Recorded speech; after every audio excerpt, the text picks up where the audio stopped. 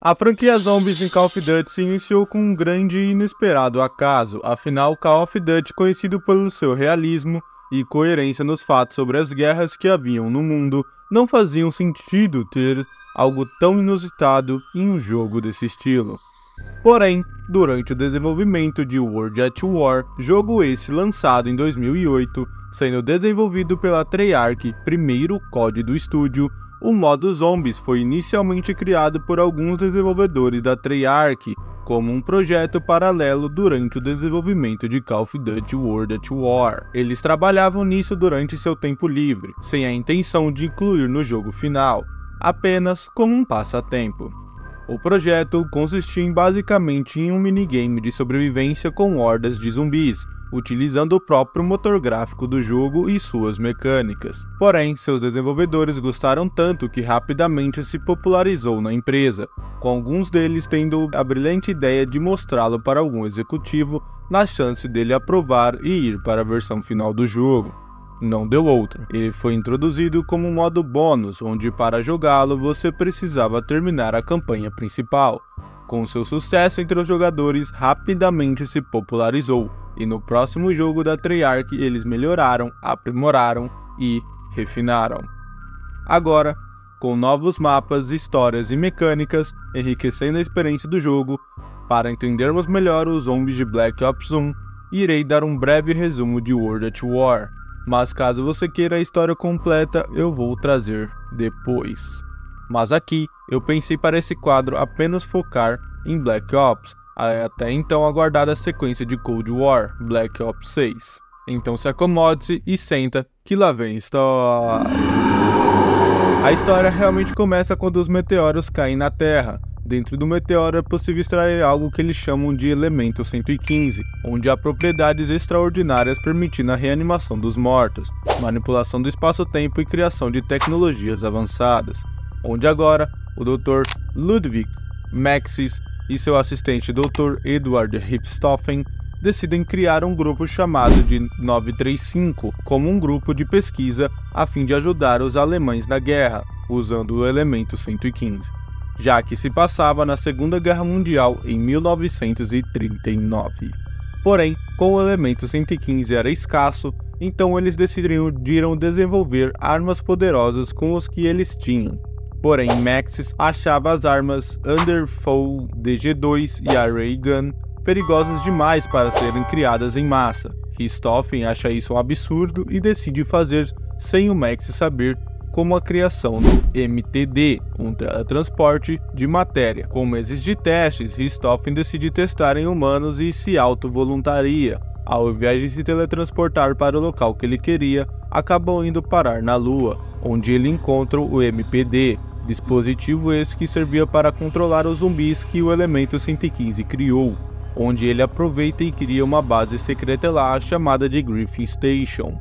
Com raiva de Maxis, Richthofen bola um plano contra ele. Usando o cachorro da filha de Maxis, ele a transforma em um Hellhound, aqueles cachorros que aparecem durante os rounds de zombies. A filha de Maxis, Samantha, vê seu cachorro agora transformado e em uma tentativa de Maxis impedir que o pior acontecesse, ele se joga na frente do cachorro. Mas isso tudo era um plano de Richthofen em ação para usar o teletransporte nos três e o Hellhound matasse Samantha e seu pai. Mas ao teletransportar Samantha, acaba indo para a base secreta da Lua de Richthofen, precisamente dentro da máquina MPD, dispositivo esse que controlava os zumbis, que acabou fazendo Samantha controlar todos os zumbis. Richthofen presume que Maxis também sobreviveu e o manda para a Lua para tirar a criança do MPD, porém Maxis, ao invés de tirá-la, fala para ela matar toda a equipe 935. Ao fundo, é só possível escutar um tiro onde Maxis morre. Lembrando que isso se passa antes de World at War, com Samantha no controle dos zumbis. 3 membros presos de The Rise. Quarto mapa, Richthofen ordena que eu sigam caso queiram sair dali vivo. E eu sei que tem muitos detalhes que eu estou deixando passar, mas isso aqui é um resumo. Richthofen tem um plano de trocar de corpo com Samantha, usando o Elemento 115, a Golden Rod e a Focus Stone. Usando a DG2, ele energiza o teletransporte sem querer, fazendo romper o espaço-tempo, teletransportando-os para o futuro. Agora sim, podemos finalmente começar Black Ops 1, logicamente a versão zombies. Depois de serem teletransportados para o futuro, precisamente para 1968, já que eles estavam entre 39 e 40, acabaram indo para um teatro, mais precisamente no mapa Kino der Toten. Ao chegar lá, não entendem o porquê de tantas máquinas com o elemento 115, logo descobrem que Maxis, na década de 40, usava esse teatro como uma base do grupo 935, onde também ocorria pesquisas com teletransporte, inclusive Maxis até chegou a trabalhar nessa instalação. Porém, depois de seu sumiço devido a Richthofen, ele não deu continuidade. E assim fez o lugar ficar abandonado. O mapa é ambientado em um teatro nazi alemão repleto de zumbis. Aqui os personagens Dempsey, Nikolai, Takio e Richthofen continuam lutando contra ordens de mortos-vivos enquanto desvendam mais sobre os experimentos do grupo 935. Nessa base, o Maxis conseguiu evoluir em um método de controlar os zumbis, porém ele, entre aspas, morreu e não conseguiu ser completo. E por isso, mesmo anos depois, ainda existiam tantos zumbis. Um detalhe que eu não havia mencionado anteriormente é que os 4 personagens controláveis, tirando Richthofen, foram alvos de um experimento. Eles foram submetidos a um experimento com o objetivo de transformá-los em um super soldado. Um dos 3 sujeitos iniciais, um mexicano, não resistiu e acabou morrendo, quando um espião foi enviado a Verrucht, segundo o mapa da DLC de World at War, para investigar as atividades dos alemães. Ele foi capturado e substituiu o mexicano nos experimentos. Por sorte, o espião sobreviveu aos testes, suportando as duras condições e se tornando parte do grupo de personagens jogáveis. Porém, durante os experimentos, todos eles perdem suas memórias. Voltando aqui no Der Toten, o que gerou dúvida na cabeça de Richthofen foi que eles foram teletransportados para o futuro em uma base secreta do grupo 935, e é muito possível que existiam outras máquinas do tempo espalhadas por outros locais no mundo. Sabendo disso, eles foram para Ascension, primeiro mapa da DLC de BO1. Vale ressaltar que os acontecimentos de Ascension e 5 ocorrem simultaneamente, ambos são mapas do Black Ops 1. Ascension narra a história dos russos criando seu próprio grupo 935, estudando e usando o elemento 115. Enquanto isso, 5 foca nos Estados Unidos, que também possui o elemento 115 e arquivos do grupo 935. Isso ocorre após a maioria dos membros do grupo 935 terem morrido, Richthofen ter sumido e Maxis ter sido morto ou ter se matado. Então, continuando no mapa Ascension, o grupo Ascension, liderado por Dr. Gersh, foi responsável pelo Projeto Mercúrio, que incluía experimentos de teletransporte, manipulação de matéria, criação de soldados e armas superpoderosas, além do controle, é claro, dos zumbis. Entre suas criações estavam a Thunder Gun, uma arma única e poderosa. O Projeto Trovão também foi desenvolvido por eles, focando em armas de alta tecnologia como a Thunder Gun e a DG-2. Além disso, eles criaram o Ghost Device, uma granada tática usada nos mapas de zombies que sugava os zumbis próximos. O grupo também era responsável pelos foguetes da corrida espacial. Bom, o Dr. Gersh tinha um assistente que chamava Yuri Zavoyski, que estava encarregado do Projeto Trovão, porém ele foi transferido para a área da corrida espacial e ele não gostou disso, criando uma raiva de todo o grupo Ascension, e ele decidiu estudar sobre o 115 sozinho, com acesso ao diário de Richthofen que ele tinha acesso. Neste meio tempo, ele começou a escutar vozes essa que era Samantha mandando ele terminar o Projeto Mercúrio, dando vida ao Ghost Device.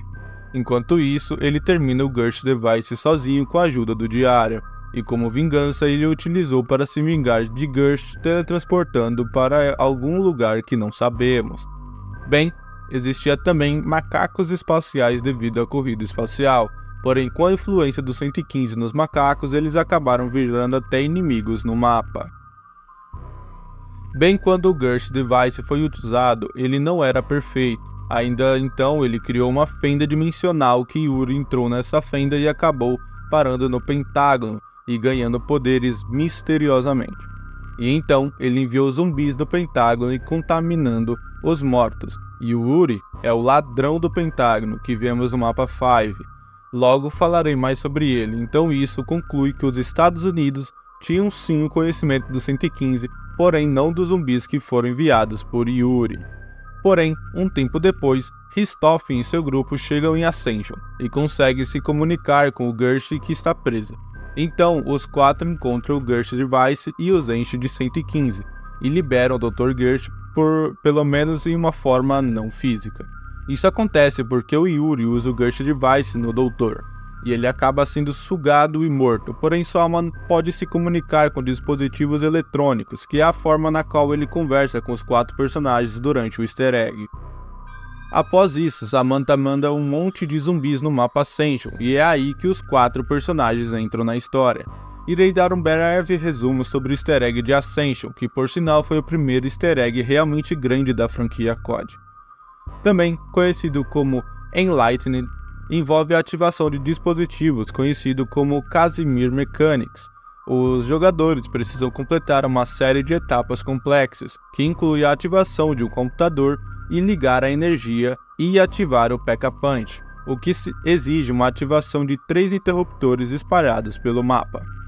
A coleta e de comunicação com uma boneca Matryoshka e a destruição de alguns objetos específicos, gerando a libertação do Dr. Gersh, que está preso no éter. Em paralelo a isso, podemos ir agora para o mapa 5, onde nós aqui não controlamos os 4 personagens anteriores, já que eles nunca foram para o Pentágono, lugar onde se passa o mapa. Aqui nós controlamos figuras políticas famosas como o Dr. F. Kennedy, que é o 35º presidente americano, Robert McNamara, secretário do governo americano, e Richard Nixon, 37º presidente americano. E, algo bem engraçado, Fidel Castro, isso mesmo, presidente de Cuba de 76 a 2008. O motivo por esses personagens é basicamente zoeira, né? Mas no contexto do mapa, porque eles estavam fazendo um tratado ou coisa do tipo que não fica muito bem claro. Já que nessa época, que era os anos 60, Fidel não era nada amigo dos Estados Unidos, então acontece que isso não faz sentido existir, mas é bem engraçado. O motivo também de ter zumbis nos Zeus é a posse do 115 utilizada em alguns dos momentos para os experimentos em cadáver, resultando em zumbis. Um teletransporte bem mais funcional comparado ao dos alemães e também uma arma chamada Winter's Blue. Até então, só Kennedy dos 4 membros sabiam dos zumbis, já que até esse tempo os zumbis alemães ainda eram segredos. O easter egg do mapa, conhecido como Pentagon Chief, que Pentagon Chief é o ladrão do Pentágono, envolve vários passos complexos que os jogadores precisam completar para libertar o Dr. Yuri, que está preso em uma dimensão alternativa. Para isso, precisa que você ligue o poder e ative todos os Defcon Suites no War Room para acessar o Panic Room, interagir com as TVs espalhadas pelo mapa obtendo números, e utilizar esses números das TVs para codificar e entrar no Panic Room, obtendo uma fita cassete e inserir ela no leitor de fitas no War Room, criando assim um portal com Gersh Device liberando o Yuri. Voltando para o final do easter egg do mapa Ascension, depois da sobrecarga no teletransporte de Ascension, acaba fazendo os nossos 4 personagens serem teletransportados no tempo para o mapa de Call of the Dead, localizado na Sibéria em 2011, segundo o mapa de DLC. Se já não bastasse os 4 membros do mapa 5, aqui nós somos mostrados a uma produção de Hollywood, que estavam gravando um filme ou algo do gênero com o diretor George Romero, diretor esse que já fez vários filmes de zumbis famosos. Aqui todos acabam virando zumbis, incluindo o próprio Romero, sobrando apenas 4 atores vivos que são quem nós controlamos durante o mapa. E sim, os 4 personagens principais, o Nikolai, o Dempsey, o Richthofen e o Takeo, estão aqui nesse mapa também, porém presos atrás de uma porta na qual os atores vão tentar tirá-los dali ou ajudar em seu objetivo. O motivo de ser na Sibéria é que era mais um local de laboratório abandonado pelo grupo 935, lá na Segunda Guerra Mundial. Então Richthofen pede a eles para encontrar o tal objeto que ele tanto almeja, que é a Gonday Rod. Para explicar melhor, caso a história comece a ficar confusa, o Richthofen, louco por poder e conhecimento, quer tirar a Samantha da máquina que controla os zumbis, Sabendo que ela não vai sair, seu plano é trocar de corpo com ela, conseguindo o que tanto almejava. Mas para isso ele precisa de 2 itens, o Golden Rod e a Focus Stone. Itens esse onde ele sabe a localização, porém vou dar o contexto depois. Voltando. Então, você precisa completar o easter egg que consistia em inserir um fusível na caixa ao lado da porta, destruir os controladores de energia ao redor do mapa, interagir com os rádios em ordem específica, ajustar os dials do farol para os números corretos, por fim construir e entregar a Golden Rod para os personagens presos. E depois disso eles voltam para Richthofen e devolvem para ele a Golden Rod.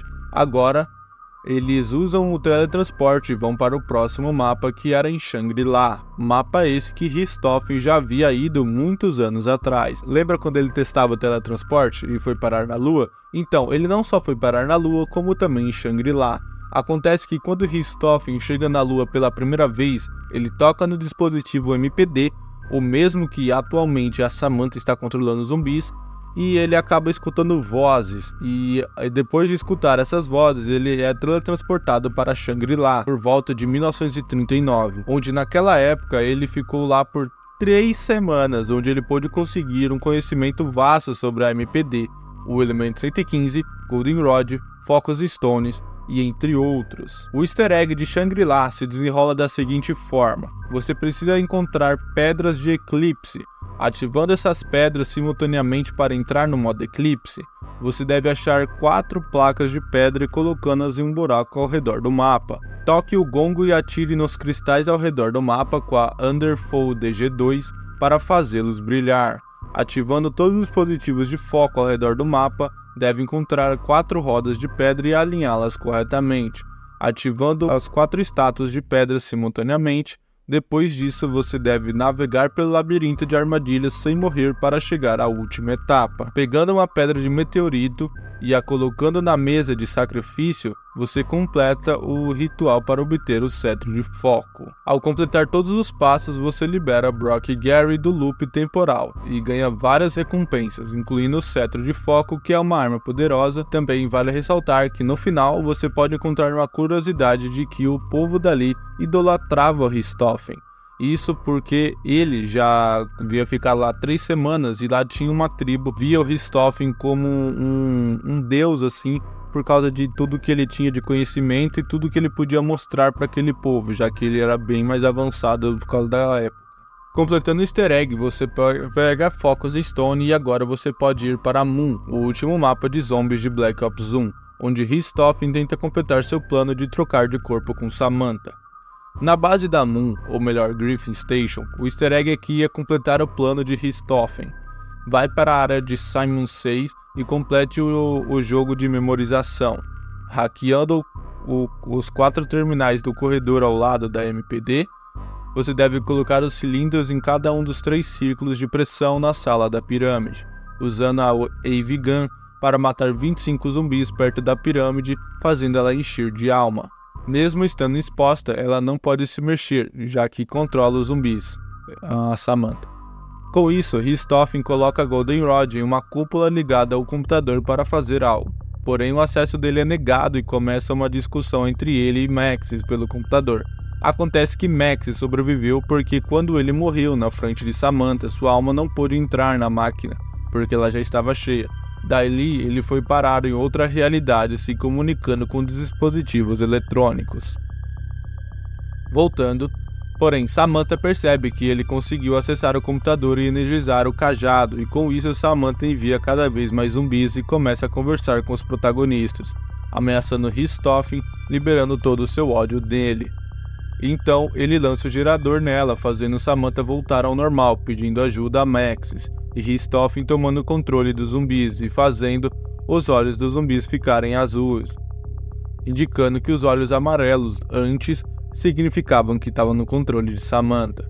Em uma atitude desesperada de diminuir ou acabar com o poder de Richthofen, Maxis consegue ter acesso a foguetes e disparam 3 foguetes nos lugares da Terra onde tinham mais zumbis para enfraquecer Richthofen. Era uma estratégia arriscada e inocente, foram afetados com 3 impactos nunca antes vistos, modificando a Terra por completo. Agora resta os 4 acabarem com todos os que sobraram na Lua e voltar para a Terra para acabar com os supostos poucos zumbis restantes, abrindo um mistério do que estava por vir. Bom galera, esse foi o vídeo. Se gostarem, já deixem seu like e se inscrevam que já trago a vocês a história dos zombies de BO2. Maratona até BO6, hein gente? Vamos nessa. E eu sei que muitos dos termos aqui podem ter ficado confusos, porém, ao decorrer do BO2, BO3 eu vou explicando melhor e eu vou explicando mais certo os termos, porque senão eu posso contar muitas coisas aqui e não vão sobrar para contar nos próximos vídeos, tá certo? Então, se ficou alguma dúvida, eu posso responder para vocês aí nos comentários. E se vocês quiserem a parte 2 o mais rápido possível, então já maceta esse like aí e vamos se inscrever, tá gente? Vamos que vamos, até a próxima e valeu!